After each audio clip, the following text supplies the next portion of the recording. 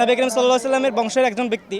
তো উনি হচ্ছেন নবী করিম সাল্লাল্লাহু আলাইহি ওয়াসাল্লামের 43তম বংশের একজন ব্যক্তি। তার বংশের একজন ব্যক্তিকে আমরা দেখতে পাচ্ছি, এটা হচ্ছে আমাদের জন্য অত্যন্ত আনন্দের বিষয়। এখানের অনেক মানুষ তারা হয়তো হজ করতে যাইতে পারে না, উমরা যাইতে পারে না, সৌদি যাইতে পারে না। এটাকে একটা সুবর্ণ গনিমত মনে করতেছি আমরা। যা আমরা জীবনে কল্পনা করি নাই তা আজকে আমাদের এই কচুয়া মোশাররফে কওমি মাদ্রাসার উদ্যোগে এখানে আল্লাহ তৌফিক দান করছে। আমরা নবী করিম সাল্লাল্লাহু আলাইহি ওয়াসাল্লামকে দেখি নাই, তার বংশধরকে দেখে আমাদের আত্মা যাতে শান্তি পায়, এই জন্য আমাদের আনা।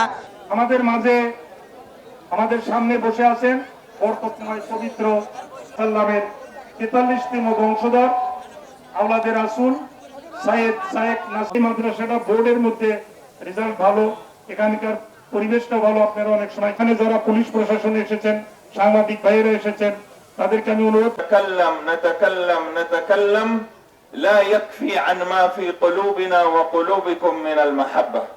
মেহমান বলেন যে আমি যত লম্বা চূড়া বয়ানই করতে থাকি, বয়ান করতেই থাকি, তা আপনাদের দিলের মধ্যে এই মহব্বতের আর ভরপুর।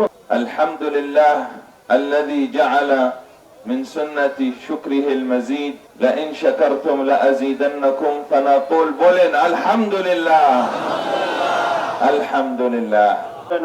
এখনো পর্যন্ত মুসলমানরা এক দেশের আজকের উদ্দেশ্য হলো পবিত্র মক্কা মনোয়ারার আওলাদে রাসূল 43তম বংশধর শায়েখ নাসির বিল্লাহ আল মাক্কি এখানে এসে জুম্মা নামাজ আদায় করবেন। জুম্মা নামাজে আমাদের এলাকাবাসী তার পিছনে নামাজ আদায় করবে এবং আমরা আওলাদে রাসূলের পিছনে নামাজ পড়ে আমাদের একটা পরিতৃপ্তির সাথে নামাজ পড়ব, এই উদ্দেশ্যেই আজকের এই আয়োজন। যেহেতু আমরা নবীকে পাই নাই, ওনার বংশধরকে পেয়েছি, এই জন্য আমাদের ভিতরে এই উল্লাস বা এই খুশি একটা মহর, এবং ওনার আশাতে আমাদের এলাকায় আল্লাহ তাআলার পক্ষ থেকে রহমত নাজিল হবে, এটাই হলো আমাদের উদ্দেশ্য এবং মাকসাদ। আমাদের এখানে যিনি আসতেছেন তিনি হচ্ছেন নবী করিম সাল্লাল্লাহু আলাইহি ওয়াসাল্লামের বংশের একজন ব্যক্তি।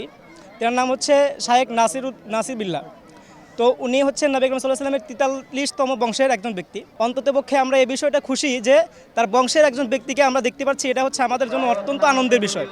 বিশেষ করে আমরা যারা এলাকাবাসী আছি, আমাদের জন্য সবচেয়ে খুশির বিষয় যে আমরা এই বিষয়টার আয়োজন করতে পারতেছি, এবং এই উপলক্ষকে কেন্দ্র করে অন্ততপক্ষে বাংলাদেশের যে সমস্ত মুসলমানরা আছেন তারা যেখানতে পারতেছেন সেখান থেকে তারা ছুটে আসছেন, এমনকি তারা অবশ্যই তারা খুশিও হয়েছেন, এবং এই গ্রামবাসী যারা আছেন তাদেরকে অবশ্যই ধন্যবাদ দিয়েছেন। এই এলাকাবাসীর জন্য একটা গনিমত, একটা সুযোগ। এখানের অনেক মানুষ তারা হয়তো হজ করতে যাইতে পারে না, উমরা যাইতে পারে না, সৌদি যাইতে পারে না। তো আল্লাহ রসুলের বংশধর সেই হিসেবে আমাদের এখানে আসতেছে, এটাকে একটা সুবর্ণ গনিমত মনে করতেছি আমরা সবাই খুবই আনন্দিত। যা আমরা জীবনে কল্পনা করি নাই তা আজকে আমাদের এই কচুয়া মোশাররফে কওমি মাদ্রাসার উদ্যোগে এখানে আল্লাহ তৌফিক দান করছে। এটা বাংলাদেশে একটা গর্ব, কারণ এই আজ পর্যন্ত কোনো মাদ্রাসায় আনতে পারে নাই, এই উত্তরবঙ্গের মধ্যে আমরাই প্রথম। আমাদের মাদ্রাসা কওমি মাদ্রাসা, মোশাররফে কওমি মাদ্রাসা, এই মাদ্রাসা উন্নয়ন প্রকল্পে সারা বিশ্ব আজকে আমাদের মাদ্রাসা সম্বন্ধে জানবে, পরিচিত হবে, কি সমস্যা। আমাদের নবী হযরত মুহাম্মদ সাল্লাল্লাহু আলাইহি ওয়াসাল্লামের 43তম বংশধর একজন আল্লাহর ওলি হক্কানি আলেম আসতেছেন। ওখানে এখানে নামাজ পড়াবেন, জুমা নামাজ পড়াবেন, দোয়া করবেন, সমস্ত উম্মতে মুহাম্মাদের জন্য দোয়া করবেন, জানি খায়রে ফয়সালা হয়। আমরা নবী করিম সাল্লাল্লাহু আলাইহি ওয়াসাল্লামকে দেখি নাই, তার বংশধরকে দেখে আমাদের আত্মা যাতে শান্তি পায়, এই জন্য আমাদের আনা, এই জন্য আমাদের আশা। এলাকার বাসীর পক্ষ থেকে এবং ইঞ্জিনিয়ার মুস্তফা কামাল হাফিজাহুল্লাহ এর পক্ষ থেকে আয়োজন করা হয়েছে এই চরকরি মাদ্রাসার জন্য। আর এর আমাদের যা আশা, যে আকাঙ্ক্ষা ছিল এখানে যে 500 মানুষ হবে কিনা সন্দেহ ছিল, কিন্তু আমরা যে আশা করেছিলাম তার চেয়ে বেশি 5 থেকে 10 হাজার মানুষ ইনশাল্লাহ হয়েছে।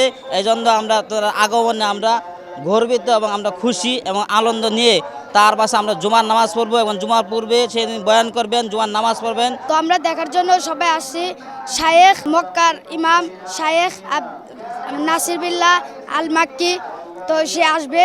তো আমরা সবাই ইনশাল্লাহ দোয়া করবো সে যেন আরও পরবর্তী আসে, তো তাকে আমরা সবাই স্বাগতম করব। উনি এখনই আসতেছেন, ওইখানে নামবেন, আমাদের জন্য কিছু নসিহত করবেন, নামাজ পড়াবেন, এলাকার জন্য, মাদ্রাসার জন্য, উস্তাদ ছাত্র সকলের জন্য দোয়া করবেন। আরহামার রাহিমিন, আল্লা ইলাহা ইল্লা আনতা সুবহানাকা ইন্না কুন্না মিনাজ জালিমিন।